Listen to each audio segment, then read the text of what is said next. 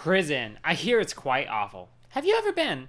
I'm sorry. I'm getting all personal so quick. I just have to ask because I want to know if any giant monster bat humanoids ever showed up and beat you to a pulp while you were trying to peacefully serve your time. Not yet, huh?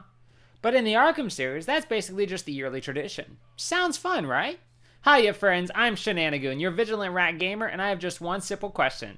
Can I beat the Arkham series with just one life? That's 4 games in chronological order: Arkham Origins, Asylum, City, and finally Night, where I just have one life shared between all of them. That means if I survive all of Origins and Asylum, then die in City, back to the start of Origins I go. So every game I win, the stakes rise and rise. As I don't want to create way too long of a video for everyone's sake, this challenge shall be split into 4 videos, one for each game. For the fun of it, I'm also going to put up a handy hit counter so you can keep track of how many times I'm hit. This will only reset should I die, so ideally, never. I always play on the hardest difficulty, of course. I have quite a bit of brutality to dish out, so better get to it. Spoilers and shenanigans ahead. Nothing says Christmas like a bunch of people trying to kill you, right? Home Alone and Die Hard say so anyways, and so does Arkham Origins. Right away, I find myself dealing with a massive prison break, and naturally, as in all prison breaks, I have to fight a giant crocodile man to end it. Killer Croc, as he's aptly named, is quite simple to fight, though his ability to break physics is quite a sight, I must admit. Blowing him up, I head back home to check the footage of a drone I found wrecked in the prison. The drone has a bunch of convenient information on the 8 assassins seeking to murder me tonight, and I really must commend the drone for its fantastic shots and angles. How in the heck did it capture such great footage and avoid detection by these highly skilled killers? Truly amazing. Staying inside all night would be rude to all the assassins trying to kill me, so I venture into the night and get to delivering coal to everyone in Gotham. But first, I need to destroy as many of Enigma's relay machines as I can for easy experience and, frankly, spite. With that extra experience, I get to unlock my favorite 2 upgrades right away. A stronger batarang that does more damage and stuns enemies for longer. Enigma sums up why these are my favorite quite nicely. I mean, why apply cognitive resources to a problem when you can just throw crap at it? The owner of that droid was likely the Penguin, and I just have to know how he got such amazing footage. Heading over to his ship, I'm greeted by 2 knife men. Someone brought a bat to a knife fight. And that's it. The greatest joke ever has now been told by a random penguin goon. No humor can ever compare to that. I'm gonna have to try though. Going further into the ship, I land smack dab in the middle of a large arena filled with goons and one of the assassins, the Electrocutioner. What a master of stealth Batman is. Thankfully, the Electrocutioner is playing a no damage run, which he loses immediately.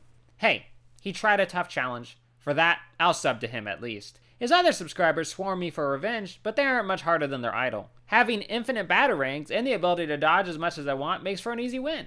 It also helps that the Arkham games are my favorite games, meaning I have tons of experience beating people up in them, and wishing I had as many friends as Batman, which at this point in Arkham would be just 1. Now properly cocky, I take my first hit shortly after when I try to attack instead of countering. Hit by a penguin goon. My pride shall never recover from this. Finally reaching the penguin, I interrogate him about his excellent camera work. But before I can learn his secrets, I'm ambushed by the only other person as cool as Batman. I really hope Penguin is recording this, because it's time for one of the most epic fights in the Arkhamverse. Sure, Deathstroke is incredibly easy to beat, but, and this is the most important thing, he's super cool looking. Everything about the fight is just pure awesome fun, even if it is really easy. It helps that the game slows down time when it's time to counter. He does land a single blow, while I land a little bit more than 1. Unfortunately, I can't count much higher than 1, so we'll never know quite how many. Knocking him out, I try to ask Penguin for the awesome footage of our fight, but he's locked me out.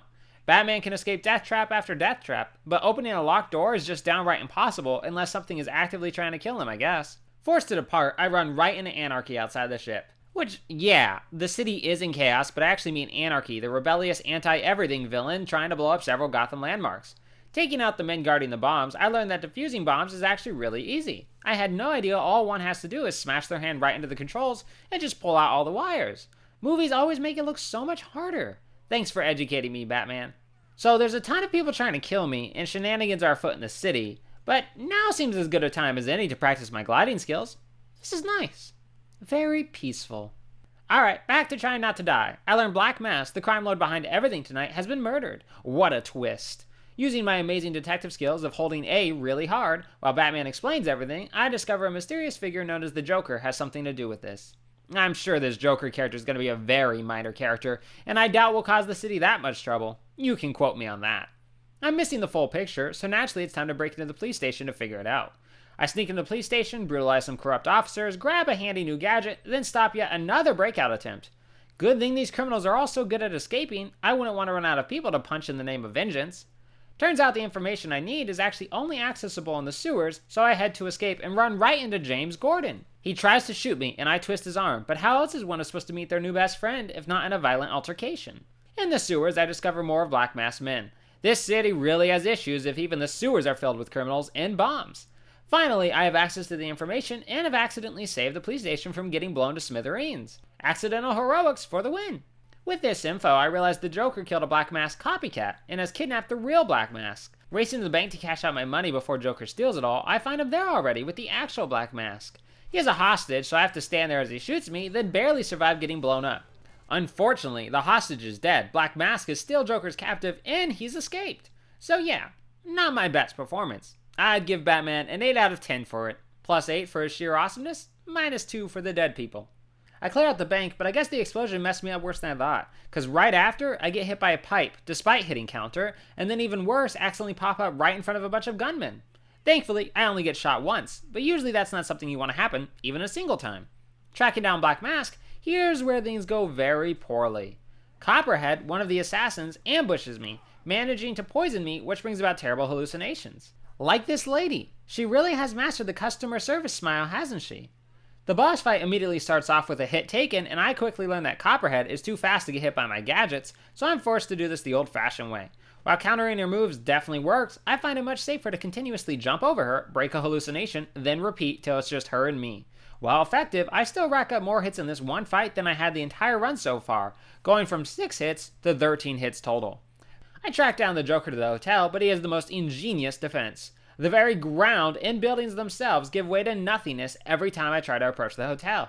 No matter how much I try to glide my way to solid ground, I just can't make it, and I find myself falling to an abyss that somehow ends up with me popping up a few hundred yards away. Joker really has outthought me this time. Thankfully, I find using the quick travel feature resets the ground, bringing it back to solid form. With that, I break into the hotel and stupidly walk right into the gunman's line of sight. What can one expect? I'm dressed up as a bat. You can't expect my vision to be much better. After flinging a few thugs around and getting shot again, I managed to clear the room. Now how the heck will I get further up the hotel? If only I had a pair of electric gloves that could power the elevator I need.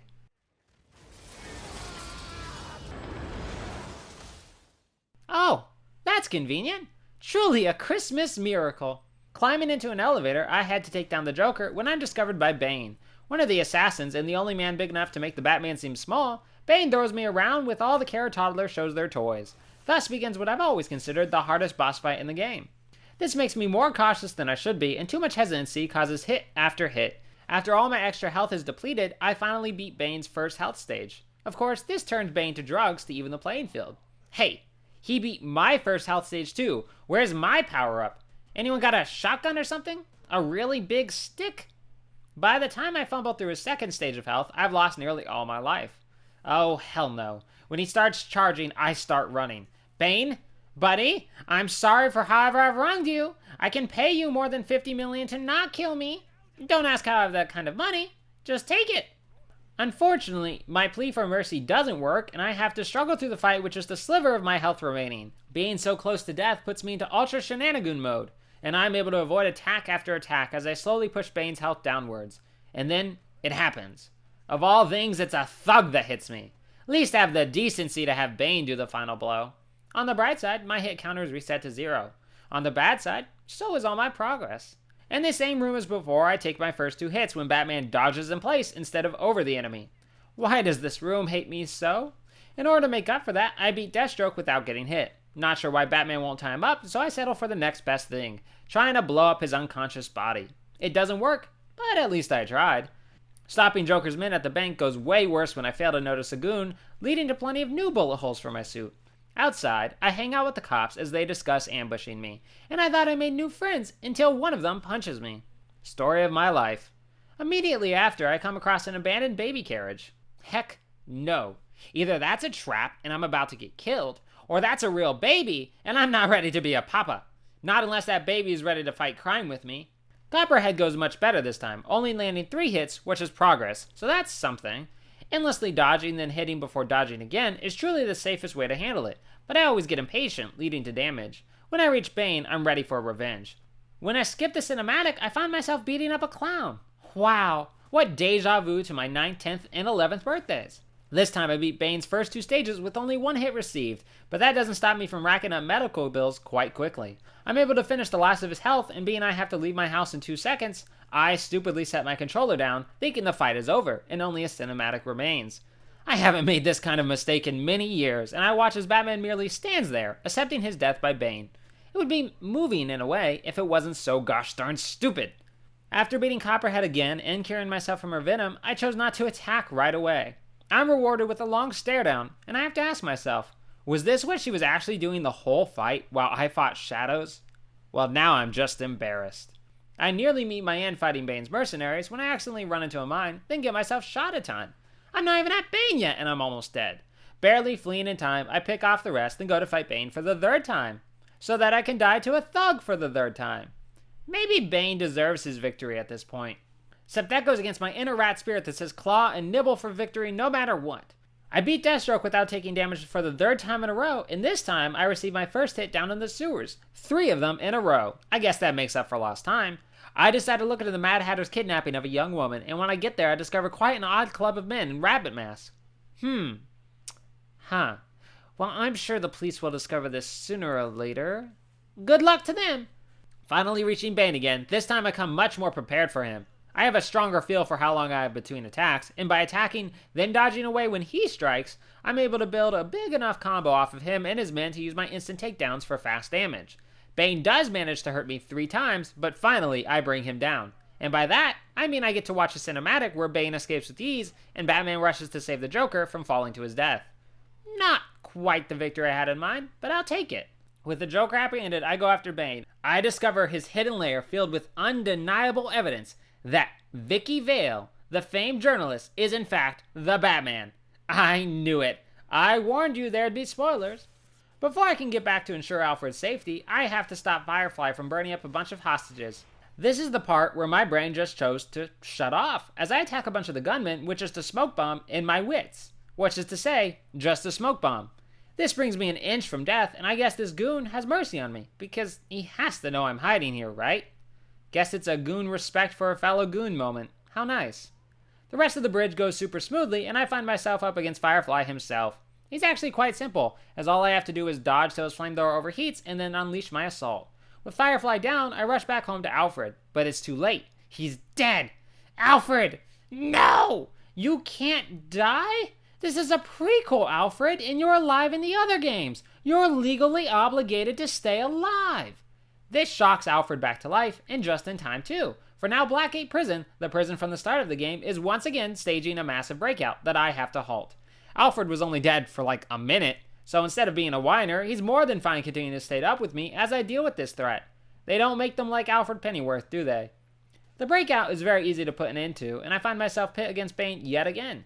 This time, he's super simple, as I can just keep beating on him while countering any henchman attacks before continuing the beatdown. Feels like I may be going a bit far, but he's a big lad. He can take it. He not only takes it, but he manages to grab me for a backbreaker. My health doesn't go down though, and it's just part of the cinematic, so it's forgotten in about 2 seconds. It was iconic, I gotta admit that. With this next stage in the fight, I'm actually given what I asked for before, a power-up. My electric gloves are turned on for the rest of the fight, making it supremely simple to beat down Bane. With his defeat, I'm forced to shock him back to life with the news that Tom Hardy plays him in the live-action film, and that works to bring him back. Unfortunately, he's also rightfully furious, and he injects himself with even more drugs. And, wow. Just, don't do drugs, kids. It's not all beating up Batman and taking over the city. Consequences. This version of Bane is ultra easy to beat, as I only have to sneak attack him a few times, which isn't hard when he has the intelligence and grace of a pineapple at this point. Defeated, he's super conveniently forgotten that Vicky Vale's Batman, and I had to finish this. Before I finally finish Joker, Gordon shows up to help me with some thugs, and by that, I mean I merely watch him while he fights them all. Go, Gordon! Wow! He can take endless damage. Why am I even here if Gordon is basically an immortal god? I guess he's not dramatic enough to be the main character. Leaving them, I reach the Joker and just get right to pummeling him. It's not even really a fight, but a very therapeutic beatdown. With that, huzzah! Arkham Origins is beaten with just 1 life. That's not a challenge completed though, not even close. We still have 3 more games to do. This final Origins run took 5 hours, 21 minutes to do, and 45 hits. 3 failures as of now for the full challenge as well. Let's keep it at that, shall we? Bane's first fight wins the obvious reward for hardest part, and Deathstroke and Killer Croc tie for the easiest part. I hope to see you all for the next parts of the challenge. Now go escape your own inner prisons and have an amazing day, friends. See you soon!